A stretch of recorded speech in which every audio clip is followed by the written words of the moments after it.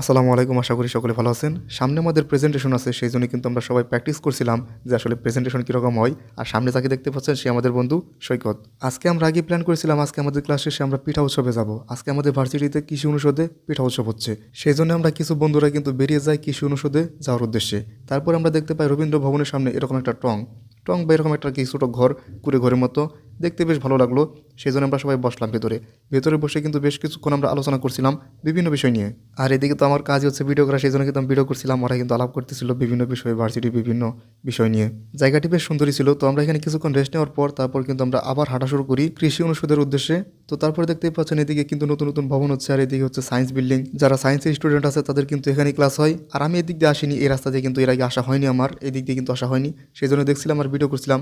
জায়গাটা বেশ ভালোই লাগতেছিল। মানে ক্যাম্পাসের অনেক অনেক জায়গায় কিন্তু এখন আমার ঘোরা হয়নি।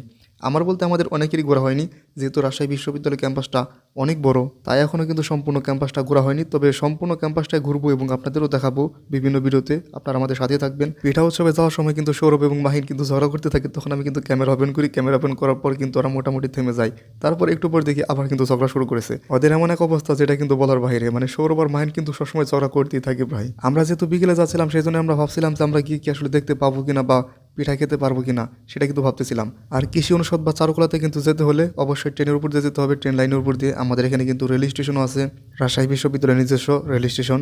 তো রেল লাইনে আমরা বেশ কিছুক্ষণ কিন্তু ছবি তুলি এবং ভিডিও করি। তারপরে আমরা কৃষি অনুষদে যাই। আমরা মনে মনে যে দুশ্চিন্তাটি করতেছিলাম সেটি হলো যাওয়ার পর গিয়ে দেখি যে আসলে পিঠা উৎসব শেষ। এখান থেকে দেখতেই পাচ্ছেন কিন্তু যে এখানে চেয়ার টেন নিয়ে কিন্তু চলে যাচ্ছিল, আর এখান থেকে কিছু দোকানপাটও ছিল। তো সেখান থেকে দেখলাম যে কাগজ টাগজ সব কিছু কিন্তু পড়ে আছে, কিন্তু আমরা গিয়ে কিন্তু একটু দেখতে পাইনি। তো আমরা কৃষি অনুষদের ভেতরে যাই। ভেতরে কিন্তু দেখতেই পাচ্ছেন মানে অসাধারণ এক ভবন। এখান দিয়ে এত সুন্দর করে গ্রাফিতি করা, এই যে গাছ বা বিভিন্ন গ্রাফিতি করা অনেক কিছু লিখে রেখেছে। এটা সম্ভবত শিক্ষার্থীরাই করেছে। ওইদিকেও কিন্তু অনেক আলপনা আছে এবং কৃষি অনুষদের বিভিন্ন জিনিস আছে। তারপর যখন কৃষি অনুষদের ভেতরে যাই আর ভেতরে প্রবেশ করি, তখন কিন্তু ভেতরে পরিবেশ আরও সুন্দর।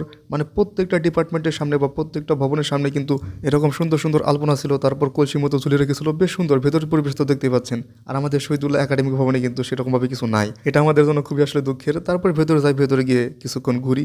তো এই তো আজকে ভিডিও। যদিও আজকে কৃষি অনুষদে গিয়ে কিন্তু পিঠা খেতে পারিনি, কিন্তু মজা করেছি অনেক, এটাই অনেক। কারণ বন্ধুদের সাথে মজা করা এটা কিন্তু সবসময় করা যায় না। তো আজকের ভিডিও এতটুকুই, সকলকে ধন্যবাদ।